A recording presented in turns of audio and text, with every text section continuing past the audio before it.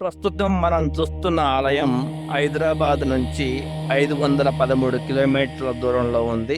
ఇక్కడికి చేరుకోవడానికి మీకు ఎంత లేదన్నా 9 గంటల సమయం అయితే పడుతుంది. ఈ దేవాలయంలో శివుడు భీమేశ్వరుడిగా, అమ్మవారు మాణిక్యాంబగా దర్శనమిస్తారు. ఈ దేవాలయంలోని శివుడు ధ్వజస్తంభం ఆకారంలో చాలా ఎత్తుగా ఉంది. స్వామిని దర్శించాలంటే మీరు 2 ఫ్లోర్లు ఎక్కవలసి ఉంటుంది. అంటే మొదటి అంతస్తులో స్వామివారి మీకు పైభాగం మీకు కనిపిస్తే, కింద భాగంలో స్వామివారు శివలింగం పైన ఉన్నట్టుగా కనిపిస్తూ ఉంటారు. ఈ శివుని ఆకృతి ఏదైతే ఉందో అచ్చం ధ్వజస్తంభంలా పోలి ఉంటుంది. అంతేకాదు, ఈ ధ్వజస్తంభం పైన ఒక నల్లని చారలులా కనిపిస్తాయట. ఈ నల్లని చారలు ఒకప్పుడు శివుడు అర్జునుడితో వేటగాడిగా.